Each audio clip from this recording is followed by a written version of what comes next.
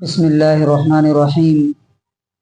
عن أبي عبد الرحمن عوف بن مالك الأشجعي رضي الله عنه قال: كنا عند رسول الله صلى الله عليه وسلم 9 أو 8 أو 7 إلى آخر الحديث. رواہ مسلم. یہ مسلم کی 1043 نمبر حدیث ہے، 1043. اس میں حضرت عوف بن مالک اشجعی رضی اللہ تعالیٰ عنہ کہتے ہیں کہ کننا عند رسول اللہ صلی اللہ علیہ وسلم، ہم لوگ نبی صلی اللہ علیہ وسلم کے پاس بیٹھے تھے. 9 او 8 او 7، 9، 8 یا 7 لوگ تھے، صحیح سے یاد نہیں کتنے لوگ تھے. فقال، تو آپ نے فرمایا، الا تبایعون رسول اللہ صلی اللہ علیہ وسلم، تم لوگ اللہ کے رسول سے بیعت نہیں کرو گے؟ بیعت کسے کہتے ہیں؟ بیعت کہتے ہیں ہاتھ پر ہاتھ رکھ کر کے وعدہ کرنا. یہ ایک اسلامک ٹرم ہے.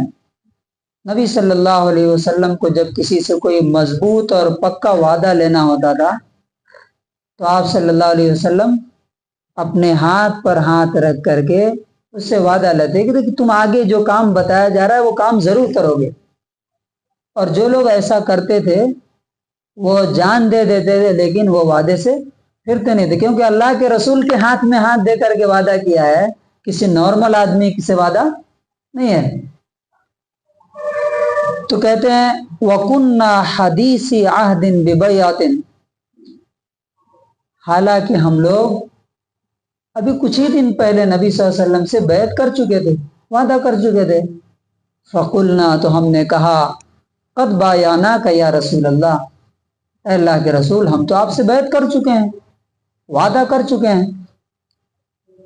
ثم قال، تو آپ نے فرمایا، الا تبایعون رسول اللہ، کیا تم اللہ کے رسول سے وعدہ نہیں کرو گے؟ کہتے ہیں فبسطنا ایدینا، تو ہم نے اپنے ہاتھ آگے بڑھا دیے. وقلنا، اور ہم نے کہا، قد بایعناک یا رسول اللہ فعلی ما نبایعک، ہم تو پہلے وعدہ کر چکے ہیں آپ سے، پھر اب کس چیز کے لیے وعدہ کریں، کس چیز کے لیے بیعت کریں؟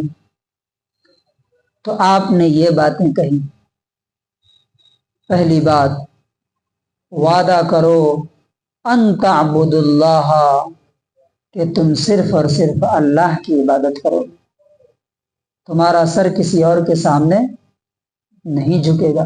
ولا تشرکوا بہ شیئا، اور کسی چیز کو اس کے ساتھ شریک اور پارٹنر نہ بناؤ گے کبھی بھی، نہ دعا کرنے میں، نہ سجدہ کرنے میں، نہ جھکنے میں، اور نہ کسی اور چیز میں.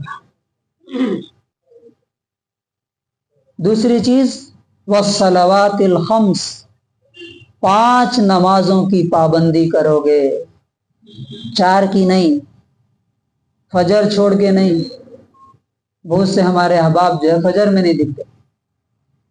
5 نمازوں کی پابندی کرو گے، ایک بھی نہیں چھوڑے گے. اور تیسری چیز، وَتُطِيعُوا اللَّهَ، اور اللہ کی بات مانو گے. کہتے ہیں کہ یہ 3 کام بولنے کے بعد وَأَسَرَّ كَلِمَةً خَفِيَّةً، نبی صلی اللہ علیہ وسلم نے ایک بات دھیرے سے کہی، ہلکے سے کہی. وہ کون سی بات تھی؟ وَلَا تَسْأَلُ النَّاسَ شَيْئًا، انسانوں سے، لوگوں سے کوئی بھی چیز نہیں مانگو گے، اس کا وعدہ کرو، کوئی بھی چیز نہیں. تو کہتے ہیں فَلَقَدْ رَأَيْتُ بَعْضَ أُولَئِكَ النَّفَرَ، میں نے ان میں سے کچھ لوگوں کو دیکھا، يَسْقُطُ صَوْتُ أَحَدِهِمْ، کہ جب وہ گھوڑے پر چڑھ جاتے تھے یا اونٹ پہ چڑھ جاتے تھے اور ان کا کوڑا جس سے گھوڑے کو آگے بھگاتے ہیں وہ اگر گر جاتا تھا، فَمَا يَسْأَلُ أَحَدًا يُنَاوِلُهُ إِيَّاهُ، اتنا خیال کرتے تھے کہ پاس کھڑے لوگوں کو یہ بھی نہیں بولتے تھے کہ بھائی ذرا گھوڑا اٹھا کر کے دے دیجیے، یہ کوڑا اٹھا کر کے دے دیجیے. یعنی اب جیسے مان لیں کہ ہم گاڑی پہ بیٹھ گئے، چابی گر گئی، کیلی گر گئی، تو بول سکتے ہیں نا کسی سے کہ بھائی یہ کیلی گری ہے اٹھا کے دے دیجیے. لیکن ان میں سے بعض لوگ اس کا اتنا خیال رکھتے تھے کہ کوڑا اٹھا کر کے دینے کے لیے بھی نہیں بولتے. تو اس حدیث سے ہمیں کیا لیسن ملتا ہے کہ اللہ کے رسول صلی اللہ علیہ وسلم نے جو کچھ وعدے اپنے صحابہ سے لیے، وہ وعدے خالی انہی سے تھے کہ ہم سے بھی